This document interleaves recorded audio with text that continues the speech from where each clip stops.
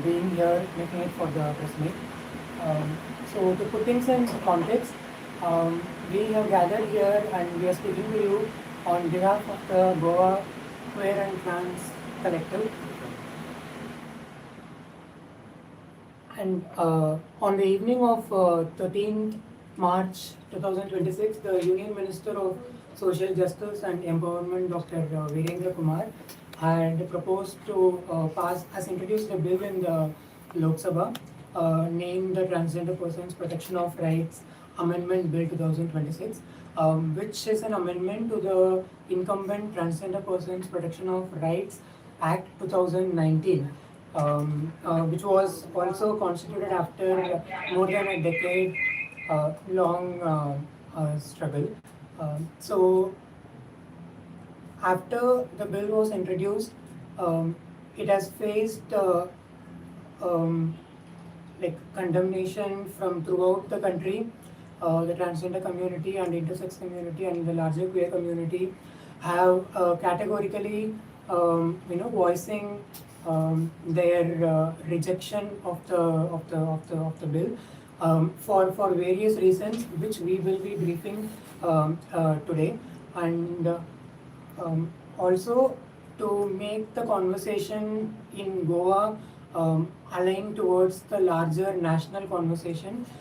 We also have Zina Sagar here, who's a national level activist, and before I introduce the speakers, I would just like to point that the bill at its core itself is very anti-democratic, because if we look at section 17 of the Transgender Persons Protection of Rights Act 2019, it explicitly says and provides for rules regarding constitution of a National Council for Transgender Persons. And there is a council which was constituted by the government. Be that as it may, the government has not discussed, or the government has not consulted with its own body in order, like, before coming up with the bill. And that kind of says a lot about the anti-democratic nature in which bills are being pushed across our country, and we'll be seeing that in so many other avenues as well. So we'll be covering all of this now, and we'll be talking for like 30 minutes, followed by a 15-minute Q&A. I'll briefly introduce the speakers. To my left is Professor Dr. Andy Silvera. He's an assistant professor at the GOA Institute of, associate professor at the GOA Institute of Management. And we have Zina Sagar, pronounced as she, her. She is one of India's first and only film producers, and also national level trans rights activist. And we have Harold Andrade, who's a fashion designer from Goa. And we have Kalai, who's a mental health practitioner and an educator. They're based in Goa now, and they're also a transmask non-binary person. And we're very thankful for Mr. Avatino also for arranging the press meet, and have been very supportive. And sir needs no introduction in Goa. So yeah. Please introduce yourself. Oh, sorry. My name is Aruvi. I'm a research scholar in philosophy at Goa University, and I have been living in Goa for 5 years. Yeah. So I think I'll hand it over to the panel now. Greetings and afternoon, media professionals that have arrived to this press meet that we've convened in the current context of our situation. As you all know, the 13th of March marked a very black day for all the transgender, non-binary and gender diverse people in the country by the introduction of the Transgender Amendment Bill Act 2026, which was tabled by the Virendra Kumar.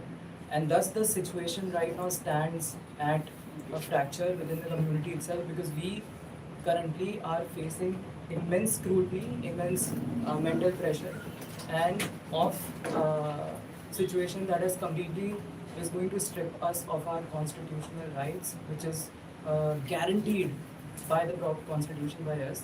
I would like to focus on certain points that this bill has expanded upon, which are very problematic, And with that context, I'll be briefly telling you about where the national movement is right now.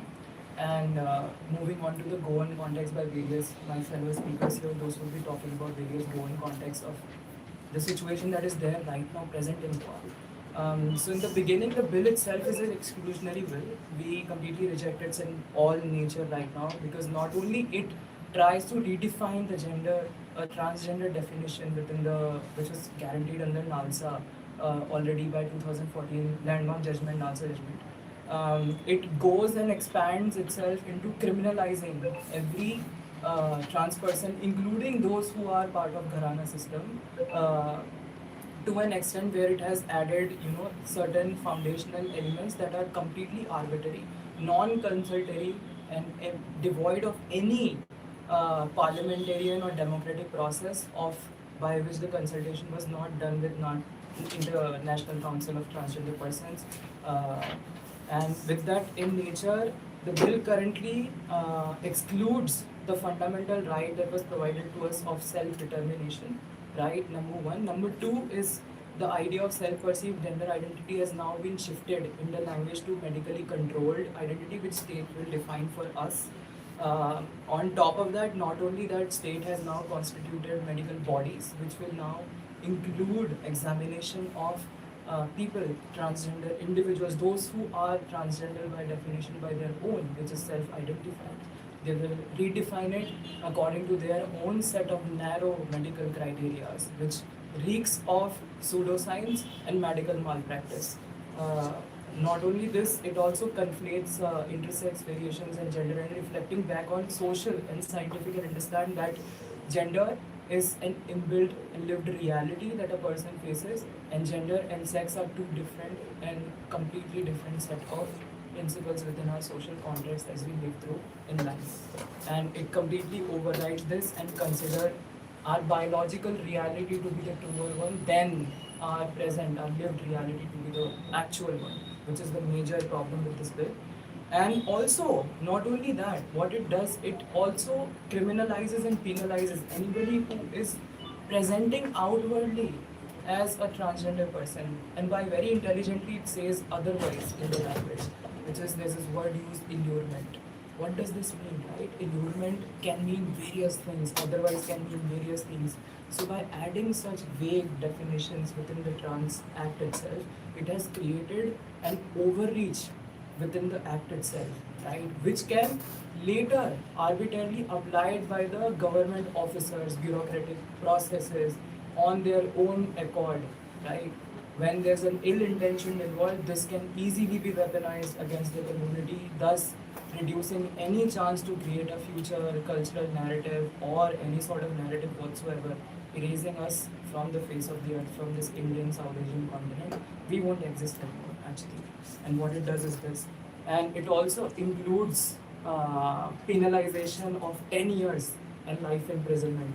When, let's say, I'll give you an example. When a transgender identifying or non-binary identifying teacher goes out to teach children, and while they are talking about their own self, what it does, it creates a situation where this teacher will be penalized for telling their own experience of who they are, right? Which completely disables us from what is guaranteed in Constitution. It also says that we are not equal citizens, right? Which means we were already marginalized, but now what is happening is that go back into ghettos, don't come out, go back to where you were coming from. And this very important note I would like to add here, the cultural religious identities that have been included in the bill, which is the Kinnar, Hijra, Ravani, currently, which also includes other cultural minorities. And thus, it has created a situation where these cultural identities are also penalized while also saying their words, right? So in its face only, it is a hypocritic bill, right? Which is devoid of any consultation whatsoever. And secondly, it has done through by any government set due processes. In past also we have seen this in 2016 when such a bill was introduced, and the whole community erupted, and then again it was introduced, and finally the 2019 was that came into effect later. Now, considering the current movement that we are in, as we speak, our social media and campaign has grown by numbers, including that we have sent representation of almost 10,000 letters from across the country to various members of parliament, increasing day by day. As we speak right now, I can see my phone, people are again sending letters, and it will increase by 50,000 by this week. What it tells us that it's a message that people of India also are not standing against this arbitrary nature that the way the government has introduced this bill. Secondly, that they are also in support of the human value of life, which exists in within all of us, not only to the selective few within the country, but to its marginalized section, including the Alertgoans, Adivasis, OBC, SC, STs, and including our other religious minority brothers and sisters and non-binary individuals, those who are there with us. With this, I would also like to point out the present situation where Virendra Kumar has agreed to meet tomorrow the National Council for Transgender Committee, and we will be meeting and discussing and consulting what else more can be done. With this context, I would now like to bring back our focus to the land we currently inhabit in, which is Goa.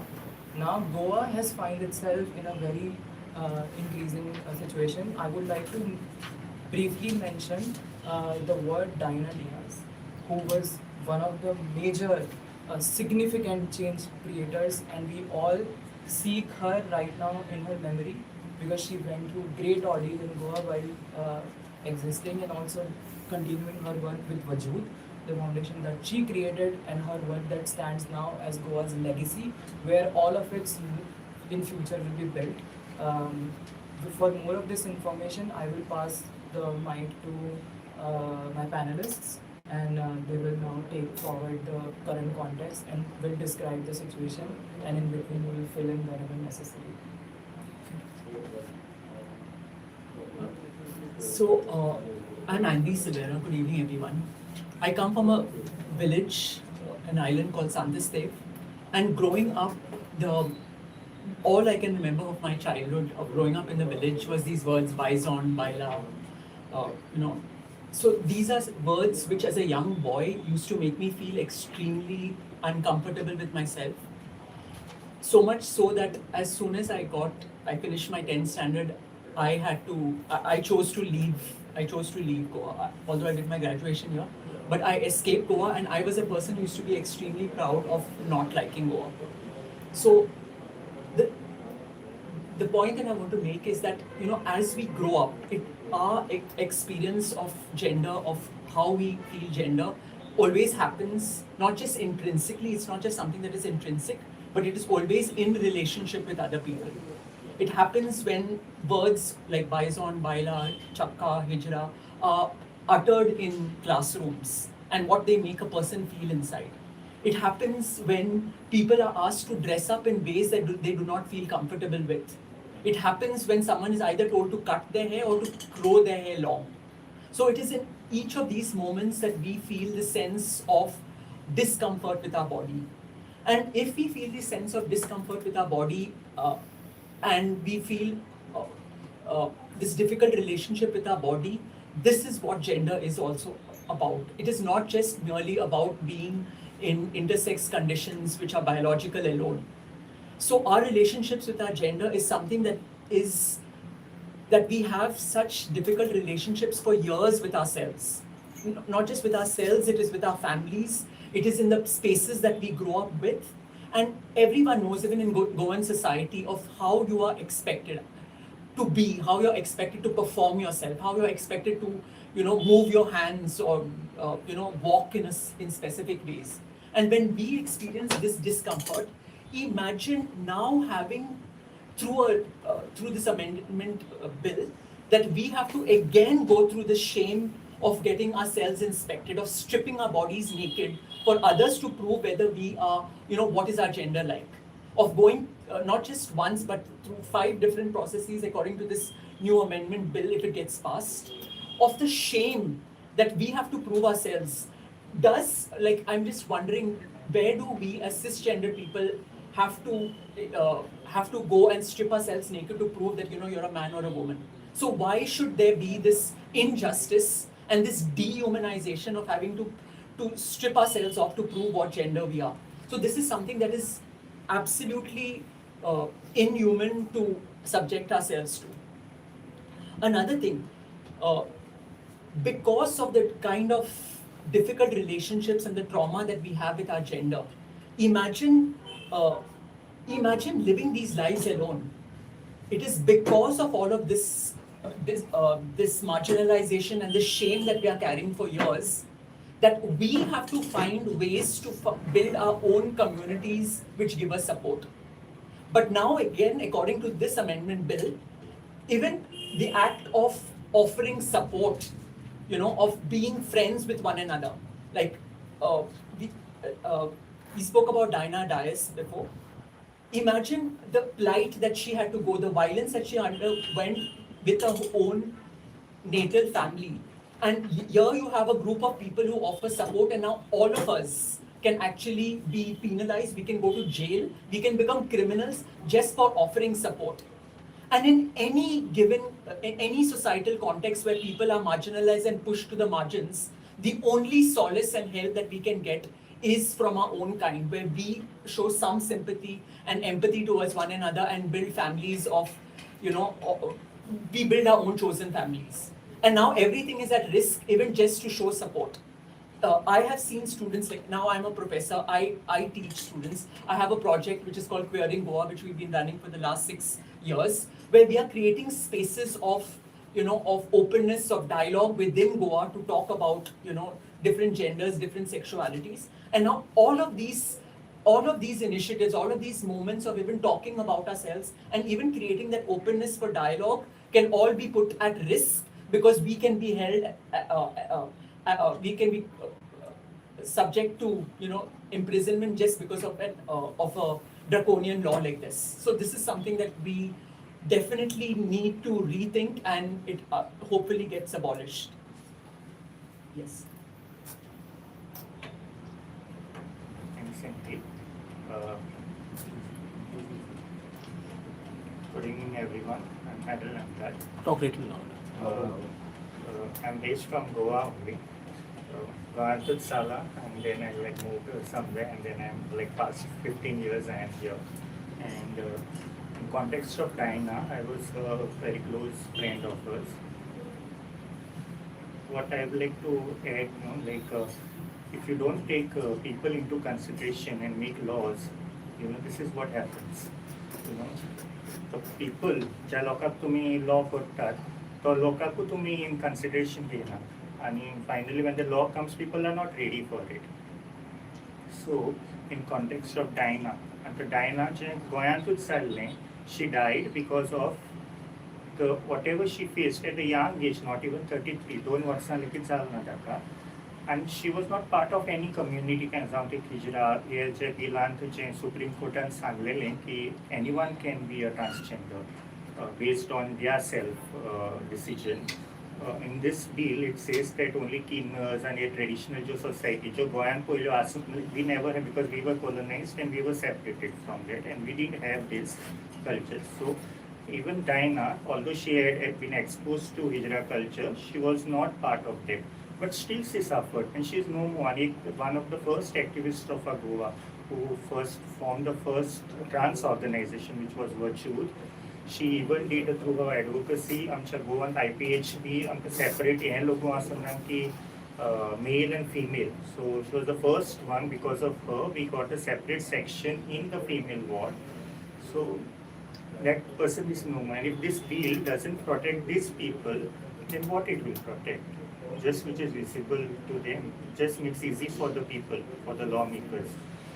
So, and after that, we lost another person in 1 year only, who was a friend of Diana and our mutual friend, again to family violence and other thing. And he was also not part of the Hijra culture or anything.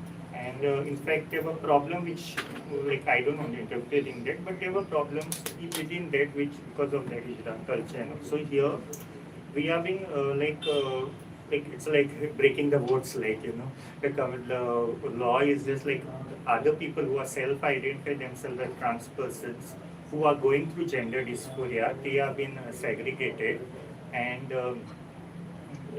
that's it. So Like, what about those people? It's not just about trans women, there are trans men. There's so many people. In fact, by the World Health Organization, we have more than almost 100 genders which are here.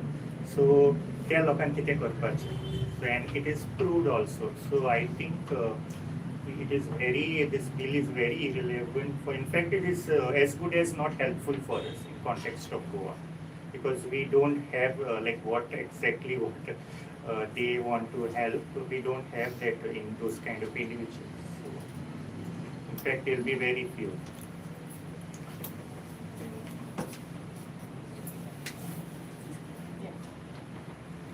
Thank you, Harold. Thank you, my fellow panelists, for sharing so impactfully the damage that this bill has already done and is already and will be doing if it passes in the parliament. I am Kalai. I'm a trans-masculine non-binary person, and I'm also a therapist and an educator. I have been living in Goa for the last 5 years. I want to talk about this bill in two different perspectives. One, as a trans-masculine non-binary person who has been able to access some gender-affirming procedures and care, both informally as well as formally. And I also want to talk about this within the perspective of a mental health practitioner as well. The first thing is that without my friends and without my chosen family, right, like I wouldn't have been able to make it. I wouldn't have even been alive, you know. So like most of the trans people means what? Like maybe you guys have the question of what are trans people, right? Trans people are people who self-identify themselves as a gender that differs from the gender that is assigned to them at birth, right? So most of the trans people and queer people in India, one of our primary sites of violence is at our natal homes. Natal homes means mummy papa ke ghar se, like, you know, it's always like most of us face violence, and like most of us face policing first within that particular point of within our first support system, which is supposed to be very supportive for all of us, right? The second point of violence happens in schools. How do we find that? You all must also be aware that, you know, children go through bullying in many ways. Like Andy pointed out, they use certain words, you know, like they use certain words that are incredibly transphobic. Those words, what do? They are incredibly transphobic to the people, to the children that are called by these words. Maybe a boy is walking femininely. We are aware. Maybe we were a part of the group that has made fun of these people. So that is the second point of like violence that a queer and trans child, particularly a trans child, also faces as well. So then the third point is also like access to education. When these contexts get very violent for some people, particularly also trans feminine and trans women, trans children face this violence. A lot of them leave homes because it is so unimaginably cruel and violent. A lot of us are not allowed, you know, the basic constitutional right of freedom to expression, right? And that is when people leave the homes, whether, you know, under 18 or like later as well. And India has like if we look at the evidence, India has a history and an evidence that, like, you know, the society is incredibly transphobic in all of these ways. So then the fourth and the fifth is the socio-political context, right? Until 2018, 377 was in place. It hadn't been read down, right? So 377, what it did, it criminalized all queer and trans people of Goa. And after much of fights and going back and forth, finally it was read down. Finally, people were able to come out. And in 2019, the bill was the Transgender Protection of Rights Act 2019 already came after 3 years of fights. 3 years of fights, right? In 2016, when the bill was introduced, it was incredibly transphobic again. And all of the queer and trans people of India have rallied towards making it even just like little bit of breadcrumbs level of okay, where again the NALSA judgment 2014's self-determination of gender as a right was kind of reinstated in 2019 Act.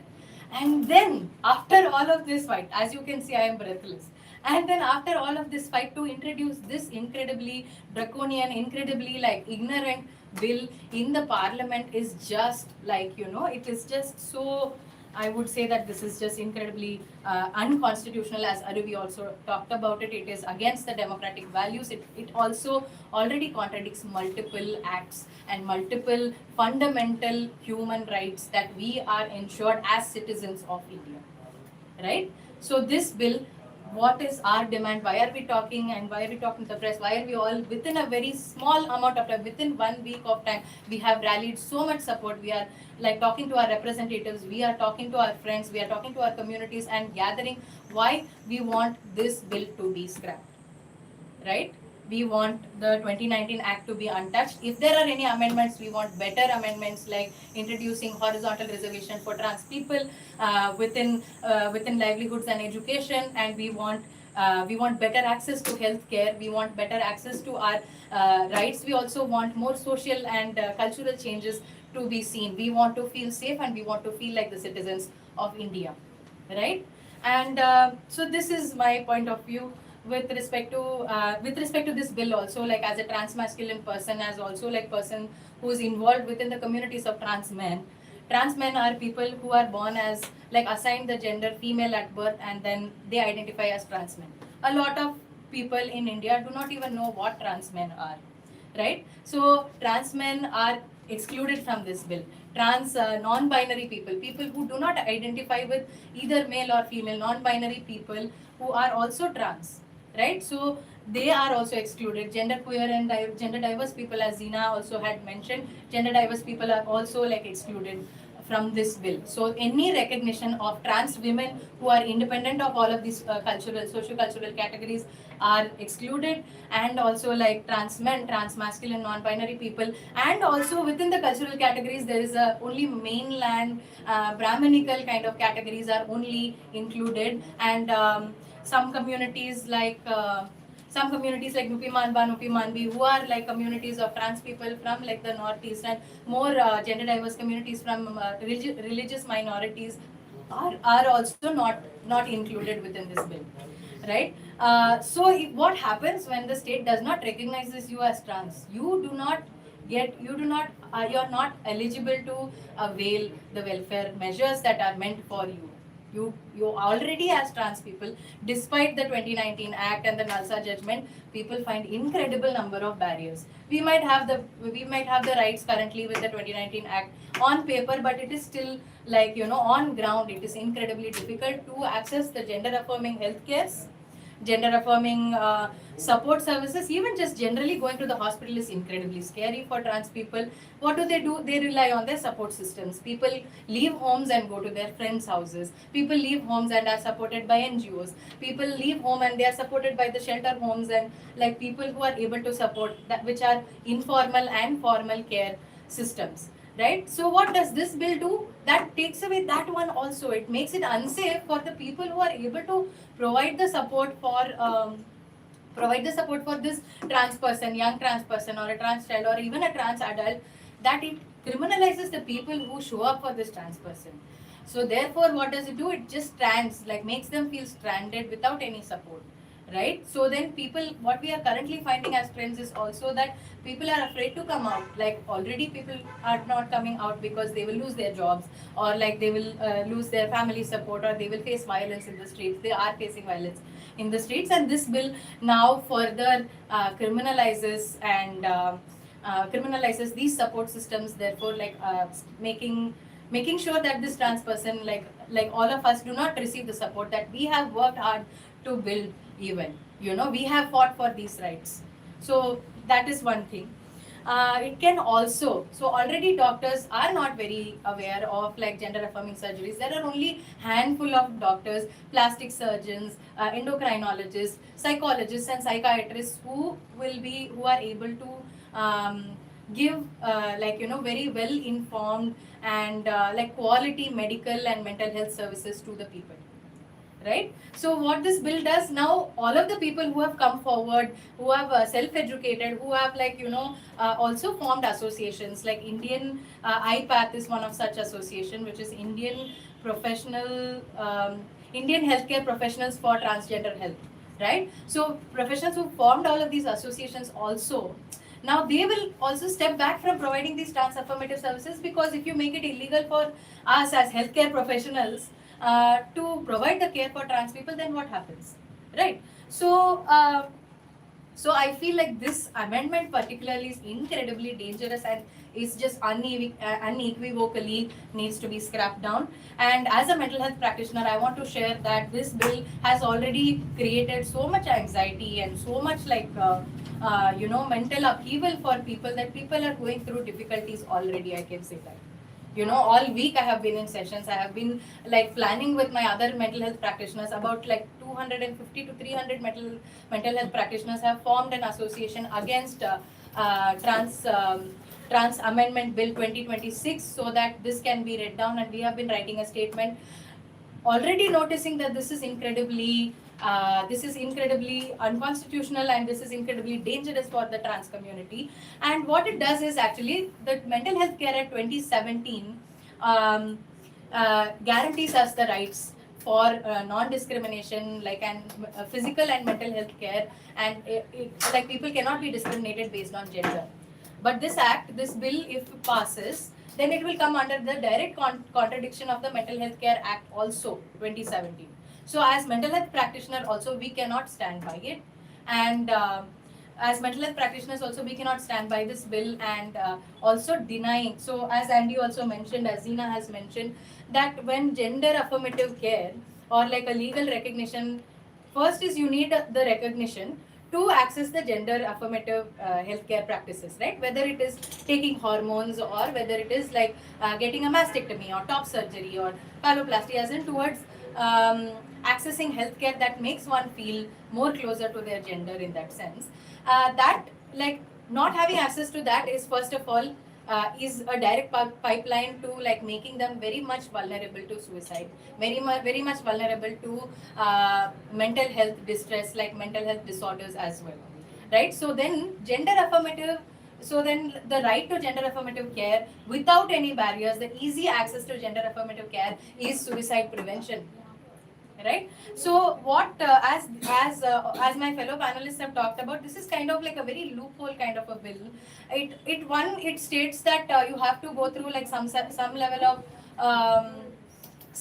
you have to go through some level of surgical procedures or biological changes. You have to show some characteristics for you to be proved as trans. But also like psychiatrists and plastic surgeons need the certificate that you are trans, and then only then will they even be able to offer will they be able to give the services of gender affirmative care, right? So then this bill kind of like just muddles that up and making it incredibly difficult for people to access. So this is one, is also it violates the right to privacy, because the steps are that you want to yeah the steps are that you have to first you have to have a medical procedure, then you have to go to the district magistrate, then you have to get examined by a medical practitioner again, and the district magistrate, if they find it not satisfactory about the fact that you are actually transgender, then you have to go back to a very vague definition of experts of medical care practitioners,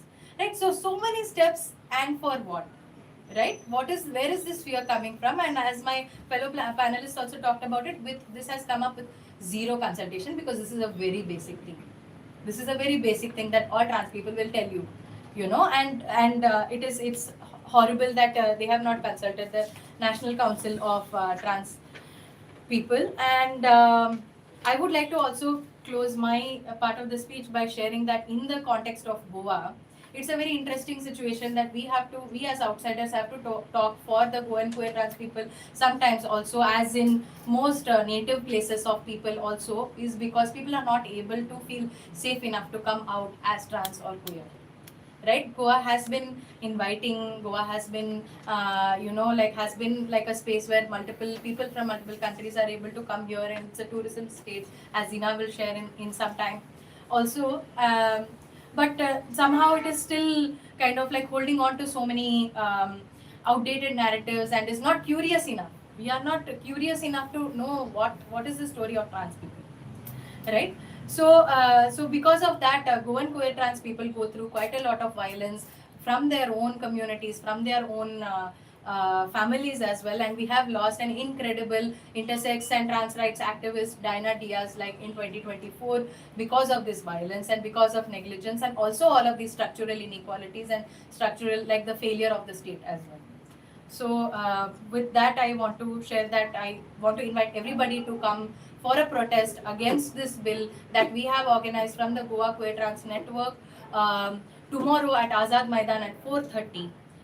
Please do come in and join us in voicing together as queer trans people and allies against this draconian bill.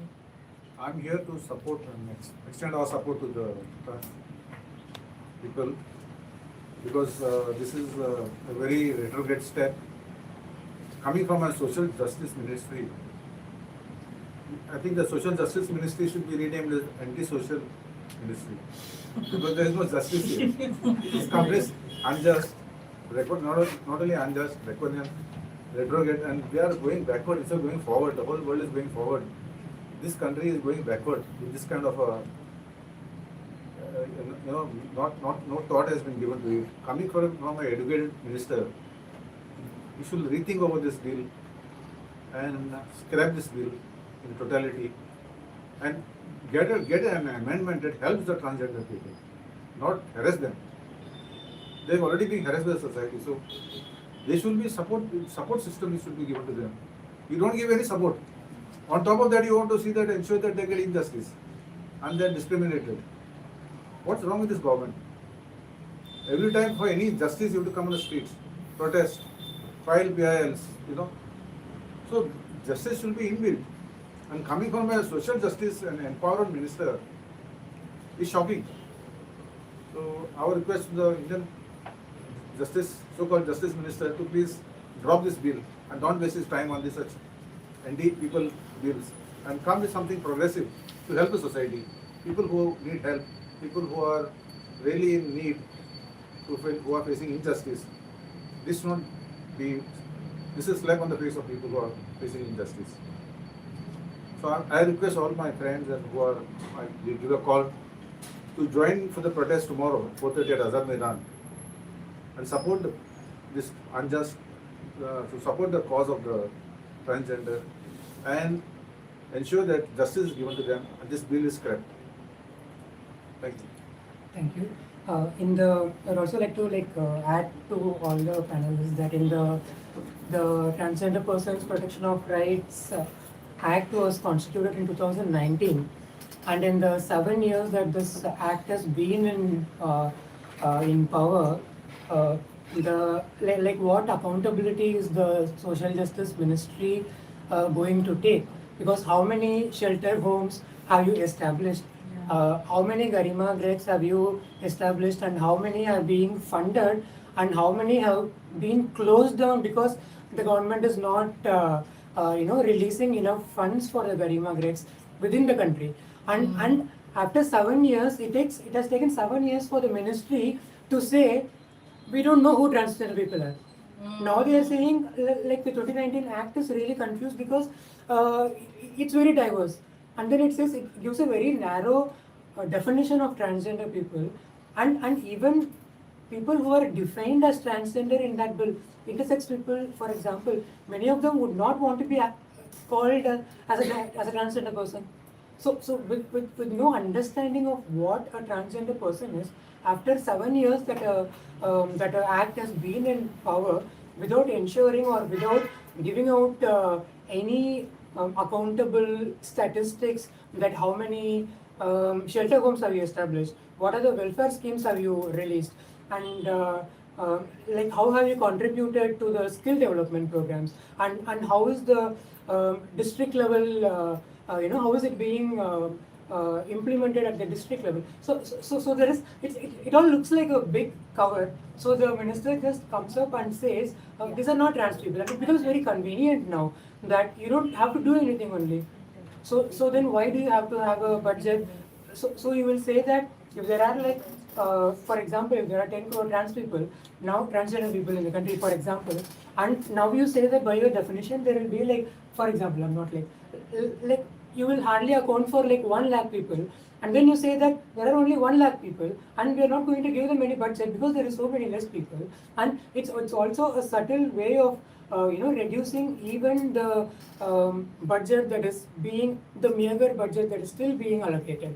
And this is very systematic attack on the gender diverse populace of this country, and it is legally making sure that transgender people cannot exist, that we cannot claim our identities for ourselves, that we have to run behind thousands of bureaucratic red tape, behind doctors, behind the psychiatrists, for us to confirm, this person has such and such genitals between their legs. Yeah. It's a right to our privacy, right to dignity, right to life, and it is in direct violation of the constitutional rights of which are promised to every citizen of this country under Article 14, 19, 1A and Article 21. It's very arbitrary, and it's a hard fought right that you are just trying to erase in one go. And yeah, in that context, if Vizina wants to add I something. wanna add this simple thing. Long back in Hindi, बहुत साल पहले अंग्रेज आए थे भारत को राज करने के लिए, और उन्होंने एक एक्ट बनाया था 1872 में, क्रिमिनल ट्राइब्स एक्ट, जिसके अंदर उन्होंने सारी हिजड़ास को एक कैटेगरी में डाल के इरेज कर दिया, ठीक है?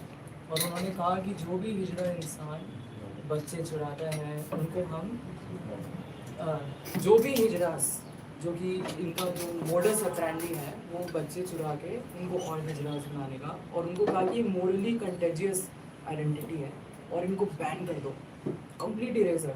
उसके बाद से ये सरकार वही सेम नैरेटिव आर्किटेक्चर आज इस बिल के अंदर लेके आई है। सिंपल जो पूरी वर्डिंग है वो उसी चीज़ पे बेस्ड है, और वही चीज़ रेजोनेट कर रही है आज हमारे साथ।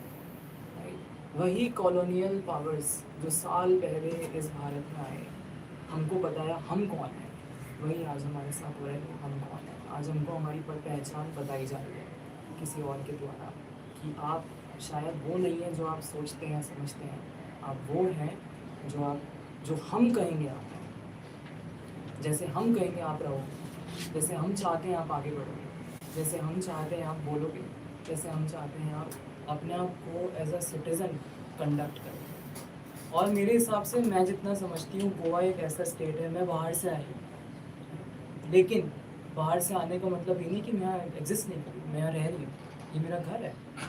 और मेरा घर अगर मेरी डाइवर्सिटी को एक्सेप्ट नहीं करेगा, Goa as a state is a tourism oriented state which requires so many people to come together to make it successful, just like how Rajasthan is, right?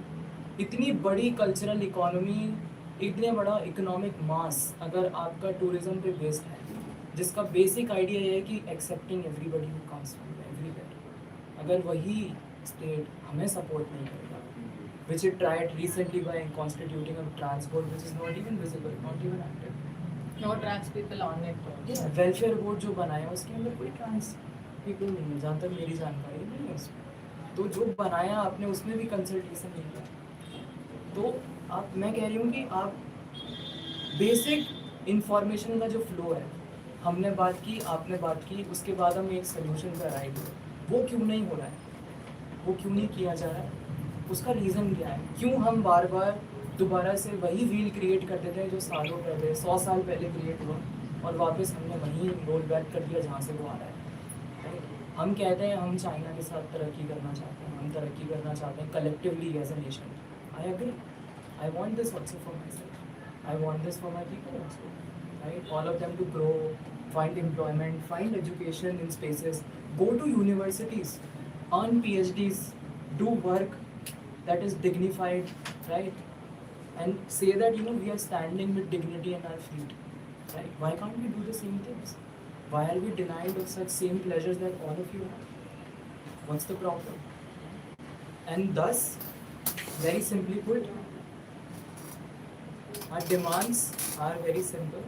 It says we call upon the Social Justice Ministry to reject this bill in its complete nature. If not, it is being tabled right now in the discussion. Send it to standing committee. If not discussion, right No, now as there's we no, speak. there's no, Yeah, there's no complete- point. It should be scrapped. Should be Alrighty. scrapped completely. When you say standing up, then again they'll bring it to the back door. Okay, thank you very much Thank you. for coming today. Thank you. I think, please, we would like to do this as a sign of our demands. We do not want this bill, and it needs to be rejected.